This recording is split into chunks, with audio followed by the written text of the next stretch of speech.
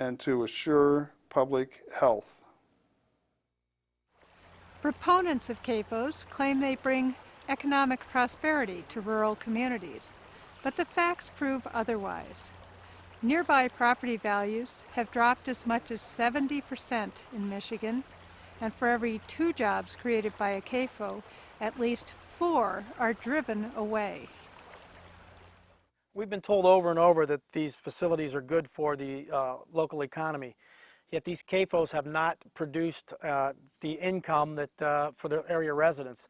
I have lived in this area for 20 years, and I can say I know no one that works directly for these facilities.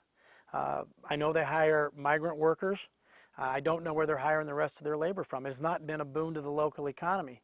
I know it's actually, in many areas, I think it's been a deterrent. Properties are not selling on places that are close to the facilities. I know that when I go into the town of Hudson and you smell manure and the waste in the town of Hudson, that can't be a positive factor for a community.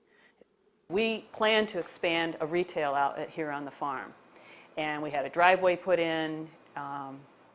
We had plans initially started to do this, and the minute that Vreebehoff, the largest one, moved in the area, he was interested in an area north of us, and I panicked. And I also said, you know, I can't put any more money into this operation if I risk losing it all. So that's how it's affected me personally. I continue to market my products away from this area. Floyd's retired. I figure I'll be working maybe 8 more years. And we was thinking about selling, maybe moving up north, fixing up the house. Well, no one's going to want to buy our house, knowing what we're going through. My property value has been taken away from my house. And now, right now, I don't know whether I want to put a bunch of money in my house, or I want to sell it and move and get away, because I don't know how long I can stand it here. I think my privacy, what I was expecting, has been taken away from me because of the hog barns next door. These guys don't get their building supplies from the local hardware store. They don't get their feed, contrary to what they say, from local farmers. They'll get a little bit of it if you agree to put the liquid manure on your land. But most of it they get trucked in. They don't get, other than water, which they take freely and don't account for it, they take clean, uncontaminated water and use it instead of labor and contaminate it with feces and urine, you know, to wash out the facilities, dump it in an untreated lagoon, and then dump it on the land. That's a terrible waste of resources. Dairy CAFOs and the large hog farms are putting all the small farmers out of business. There are many reasons CAFOs and their waste pose such a huge problem in Michigan.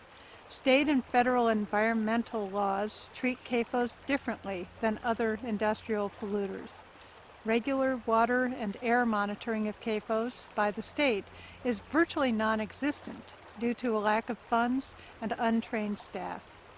A regulatory tug-of-war between the Michigan Departments of Agriculture and Environmental Quality has far too often left victims with no one to turn to when they're suffering. Finally, Michigan's elected officials have lacked the political will to fix this growing problem. The people that represent us have turned their back on us and have let these facilities continually operate polluting.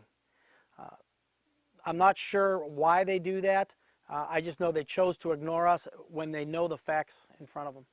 I see disappearing small communities, and I see brownfields and polluted landscape that nobody knows what to do with. I don't know how to get people's attention. That's something all of us out here struggle with. And if you could see what we could see, what we see almost on a daily basis, you'd be horrified. The failure of state and local agencies to address the terrible impacts of CAFOs not only pollutes our state's air and water, it's racking up a devastating human toll, both physically and emotionally.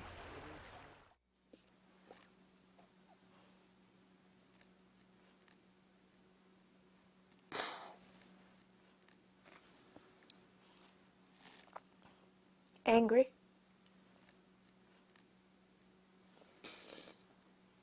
We've worked on this for 6 years and not one person from the government, the legislators, senators, anyone, the health department, drain commission, governor's office, has stepped up to take liability for what they've created and let they continue to let operate.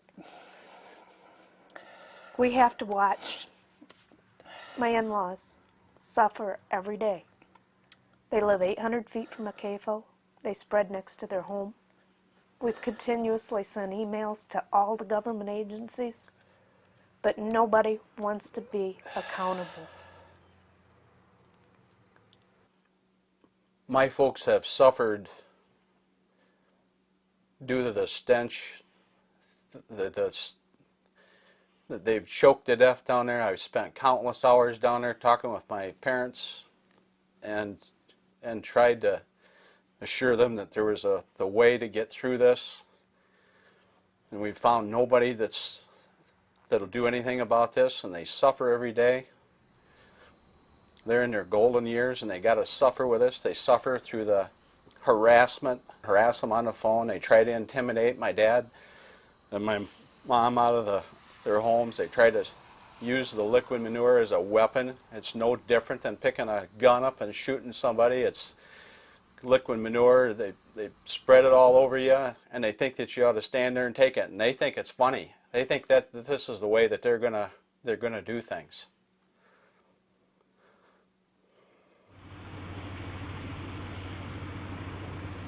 When someone intentionally spreads manure before a predicted rainfall, a predicted rise in the temperature, and we know that that manure is going to run off, that is criminal.